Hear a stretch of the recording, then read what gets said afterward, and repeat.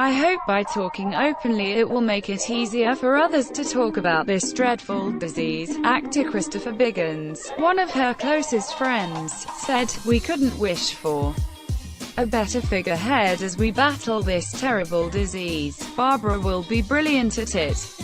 She will do it like she has done everything else in her life, with good grace, humor and a sense of fun." The actress revealed she has been secretly fighting the incurable illness since a bombshell diagnosis in 2014.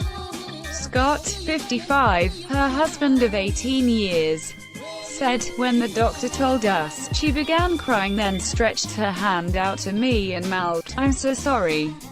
I squeezed her hand back and said, 'Don't worry. We'll be okay. I can't protect her any longer.'"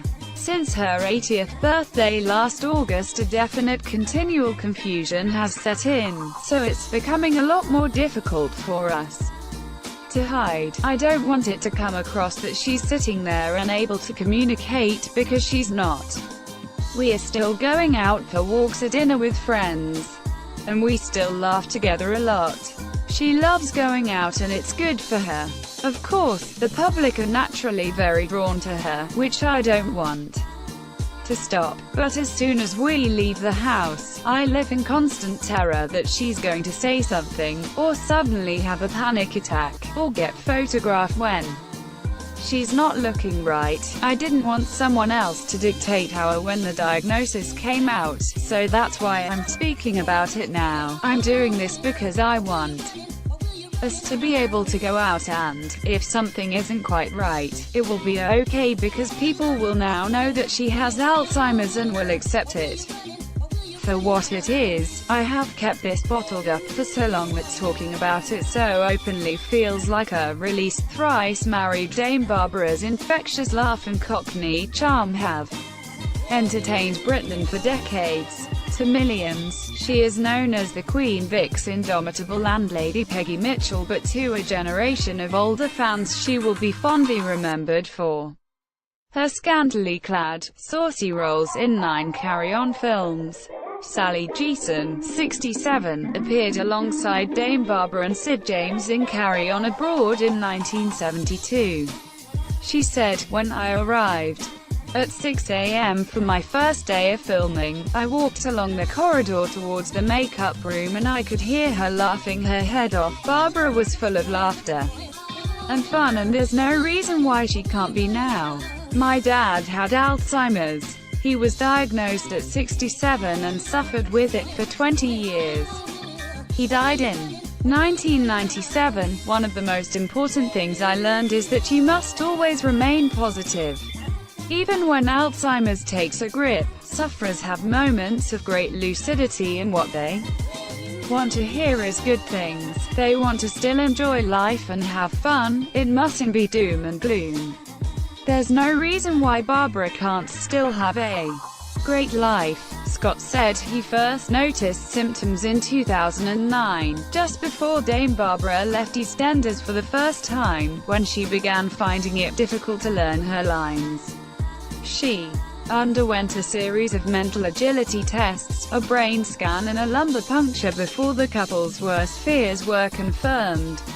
By 2016, when she received a damehood for services to show business and charity, her forgetfulness and confusion were getting worse and it was agreed she would leave EastEnders for the final time. Among tributes last night, Foreign Secretary Boris Johnson described her as a true national treasure and a wonderful campaigner for the elderly and vulnerable. Comment: Jeremy Hughes, Chief Executive, Alzheimer's Society. One person is diagnosed with dementia every 3 minutes in the UK. This statistic proves that you or someone you know will develop it. The reality of how dementia can happen to anyone will have hit home for many people yesterday as we woke up to discover that national treasure Dame Barbara Windsor has Alzheimer's. Her husband Scott spoke bravely about how Barbara has been living with the condition for the past 4 years in the worry as it has been progressing. At Alzheimer's Society, we speak every day to people through our helpline, or in person, who have been diagnosed. People from all walks of life, often worried about the same things, what the future holds and if people will treat them differently. Although awareness has improved, and continues to do so every day, many people still lack vital knowledge and don't feel confident about how best to interact with a person living with dementia. This often means that people with dementia can be excluded from activities they used to love, bypassed in conversation and even shunned by friends. With Dementia Action Week coming up from May 21 to 27, people with the condition and their carers have shared small actions everyone can take to feel part of society. From continuing to invite a person out, being a bit more patient or including them in conversation, we can all help people feel supported. Barbara and Scott should feel able to speak about her diagnosis. They, like everyone living with dementia, have the right to live the life they would like as part of the community. Their bravery goes to show that no one is alone in facing a dementia diagnosis, and together we are united.